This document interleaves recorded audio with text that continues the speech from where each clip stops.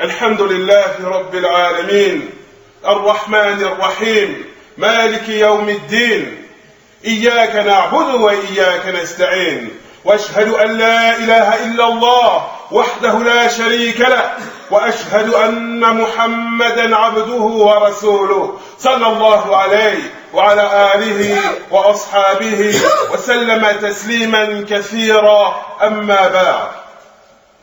Serviteur d'Allah, Abu Huraira, le célèbre compagnon du prophète, sallallahu alayhi wa sallam, un de ceux qui a rapporté le plus de récits prophétiques, rapporte que le messager d'Allah, sallallahu alayhi wa sallam, a dit Min husni islam al-mar'i tarkuhu ma la ya'ni. Il a dit, fait partie du bel islam d'une personne qu'elle délaisse ce qui ne la concerne pas. Fait partie du bel islam d'une personne qu'elle délaisse ce qui ne la concerne pas. Ce hadith, ce récit prophétique est véritablement une base, un socle, un fondement parmi les fondements de notre religion, parmi les fondements de l'islam. Et c'est une voie tracée sur laquelle se doit de cheminer le musulman et la musulmane.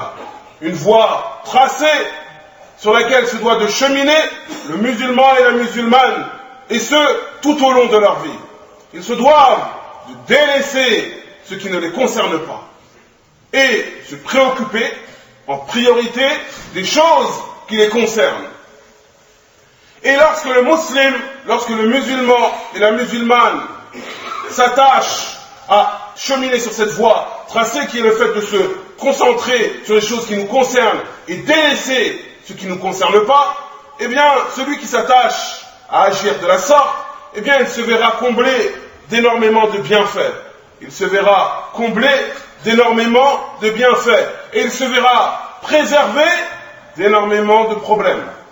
Et il se verra préservé d'énormément de problèmes. Ainsi, fait partie du bel islam de délaisser les choses qui ne te concernent pas.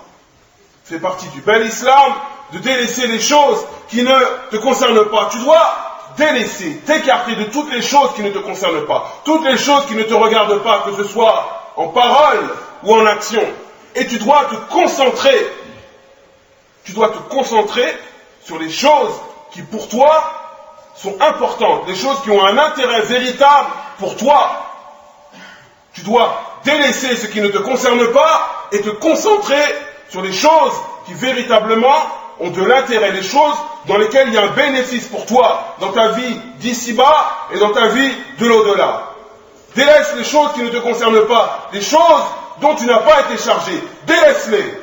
Car véritablement, le fait de se préoccuper des choses qui ne nous regardent pas, des choses qui ne nous concernent pas, la seule chose que tu tires de cela, c'est des problèmes. La seule chose que tu tires de cela, ce sont des problèmes. Et chacun d'entre nous, en priorité, doit se préoccuper de son âme.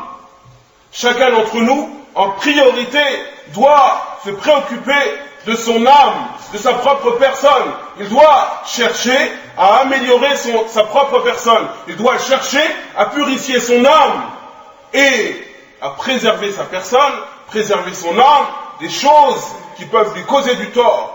Des choses qui peuvent lui causer du tort.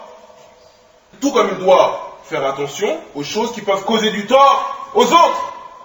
Aussi, lorsqu'il parle, il doit peser ses mots. Le musulman, lorsqu'il parle, doit peser ses mots.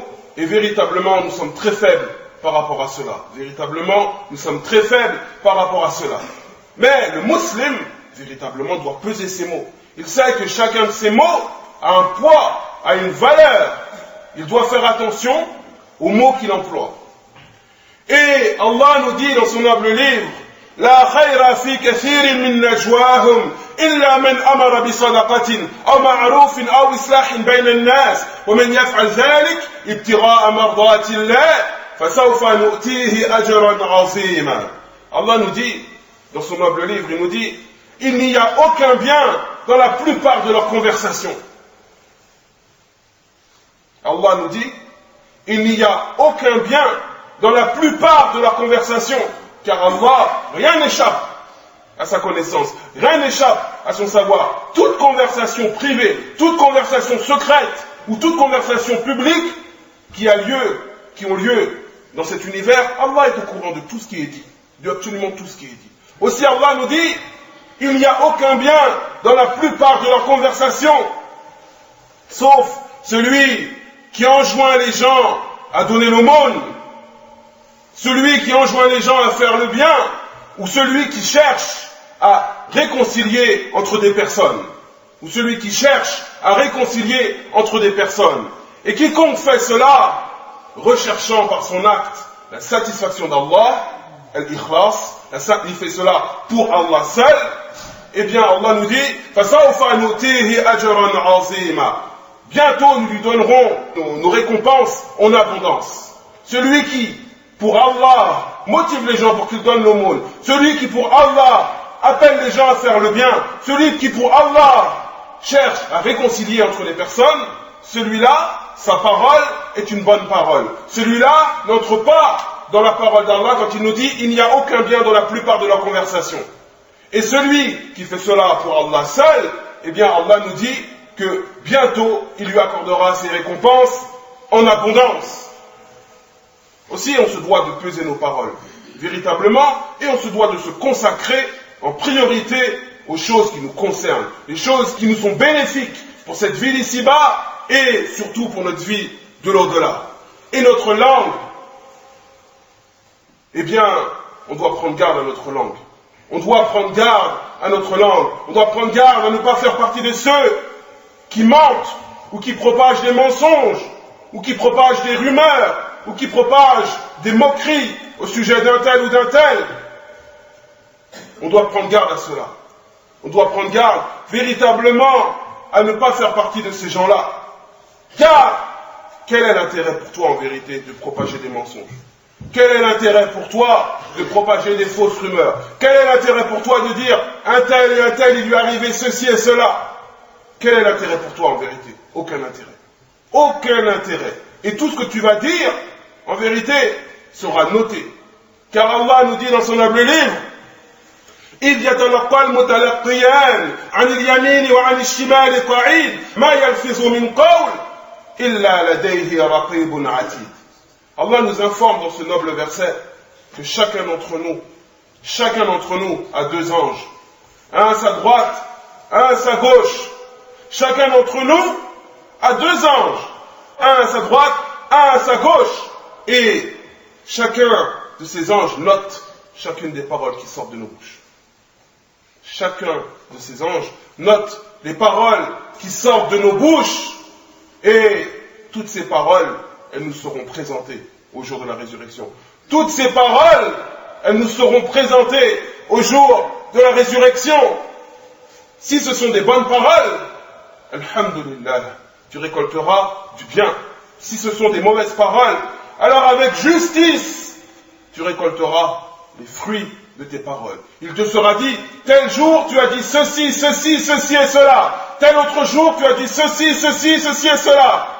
Et etc. Toutes nos paroles sont enregistrées.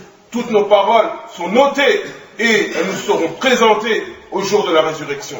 Aussi chacun d'entre nous doit faire attention à ce que prononce sa langue. Et pour cela, il doit commencer à se préoccuper en priorité des choses qui le concernent et délaisser ce qui ne le concerne pas.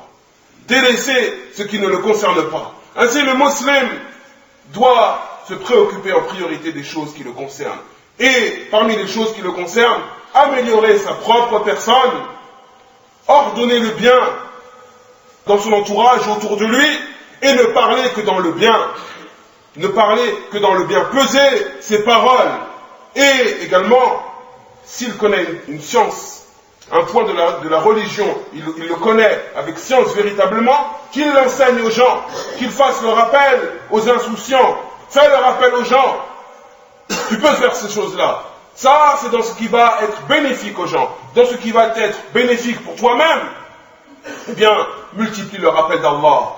Alhamdulillah, subhanallah, la ilaha illallah, Allahu akbar. Prononce ces paroles, multiplie ta lecture du Coran. voici les choses qui te seront bénéfiques, voici les choses qui te concernent. Quant aux choses qui ne te concernent pas, eh bien délaisse-les. Min husni islam al-mar'i tarkuhu ma la ya'ni. Fait partie du bel islam d'une personne qu'elle délaisse, qu'elle s'écarte des choses qui ne le concernent pas. Barakallahu fiikum. اللهم أصلح لنا شأننا كله اللهم أصلح لنا شأننا كله اللهم أصلح لنا شأننا كله سبحانك اللهم وبحمدك لا إله إلا أنت أستغفرك وأتوب إليك وقوموا لصلاتكم